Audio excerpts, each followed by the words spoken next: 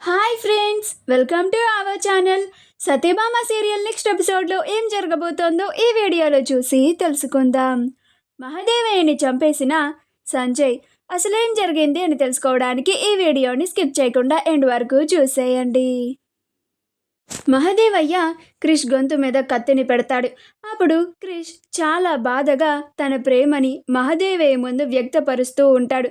నువ్వు నన్ను చంపగలవేమో కానీ నేను మాత్రం నిన్ను ఎప్పటికీ చంపలేను బాపు.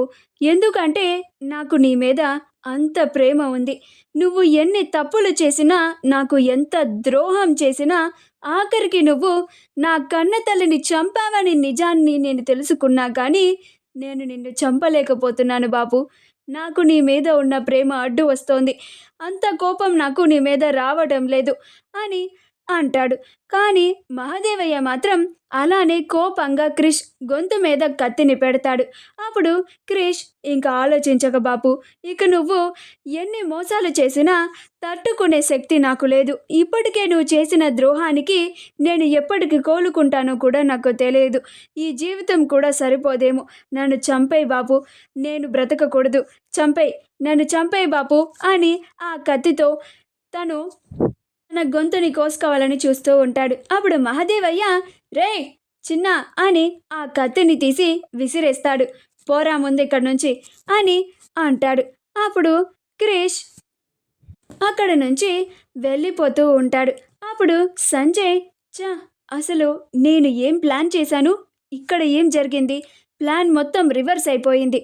ఆ క్రిష్ గాడు వచ్చి మా డాడీని చంపేస్తాడు అని అనుకుంటే అసలు మా డాడీ ఆ క్రిష్ గాడి మెడ మీద కత్తి పెట్టాడు, కానీ గొంతు మీద కత్తి పెట్టాడు, కానీ తర్వాత వాడిని వదిలేశాడు.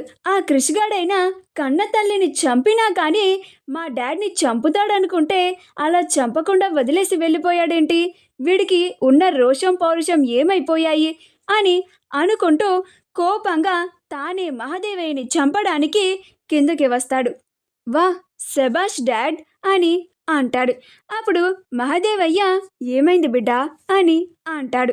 అప్పుడు సంజయ్ చాలా ప్రేమగా నువ్వు పెంచుకున్న కొడుకు మీద జాలిపడి చంపకుండా పంపేశావు కదా డాడ్ అని అంటాడు. అప్పుడు మహాదేవయ్య అరే బిడ్డా అది కాదురా అని అంటాడు. అప్పుడు సంజయ్ ఇంకా మాట్లాడుకో డాడ్, నువ్వు ఆ క్రిష్ మీద ప్రేమ పెంచుకుంటున్నావని నాకు కళ్ళకు కట్టినట్లుగా తెలిసిపోతోంది అని అంటాడు. అప్పుడు మహాదేవయ్య గట్ల కాదురా బిడ్డ, నేను చెప్పేది విను అని అంటాడు. అప్పుడు సంజయ్ సరే డాడ్, నా కోసం మీరు ఒక త్యాగం చేయండి అని అంటాడు. అప్పుడు మహాదేవయ్య ఏం చేయాలి చెప్పు బిడ్డ అని అంటాడు. అప్పుడు సంజయ్ నీ ప్రాణాన్ని నాకు ఇచ్చేయి డాడ్, నాకు నీ ప్రాణం కావాలి, నీ ప్రాణ త్యాగం కావాలి అని అంటాడు. అలా కత్తిని తీసుకొని మహాదేవయ్యని చంపడానికి వస్తూ ఉంటాడు. అప్పుడు మహాదేవయ్య సంజయ్ని ఆపుతూ ఉంటాడు.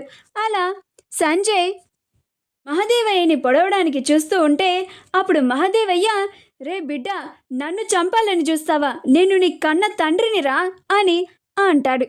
అప్పుడు సంజయ్ మీరే కదా డాడ్, మనకి కావలసిన దానికోసం మన స్వార్థం కోసం తప్పు చేసినా తప్పు కాదు అని నాకు నేర్పించారు. నాకు ఈ విషయంలో మీరే గురువు. నేను ఇవన్నీ మీ నుంచే నేర్చుకున్నాను. ఎంతైనా మహాదేవయ్య రక్తం కదా, అందుకే ఇలా చేస్తున్నాను. మీరు చచ్చిపోవాలి డాడ్, అప్పుడే నేను సంతోషంగా ఈ ఇంటికి రాజులా బతుకుతాను. నేను దీనికోసమే అన్నని కూడా జైలుకి పంపించాను అని చెప్తూ ఉంటాడు. అప్పుడు మహాదేవయ్య సంజయ్ క్రూరత్వానికి ఆశ్చర్యపోతూ ఉంటాడు. అలా సంజయ్ మహాదేవయ్యని పొడి చేస్తాడు. మా వీడియో కనుక మీకు నచ్చినట్లయితే లైక్ చేయండి, షేర్ చేయండి, మా ఛానల్ని సబ్స్క్రైబ్ చేసుకోండి, పక్కనే ఉన్న బెల్ ఐకాన్ని క్లిక్ చేయడం మాత్రం మర్చిపోకండి.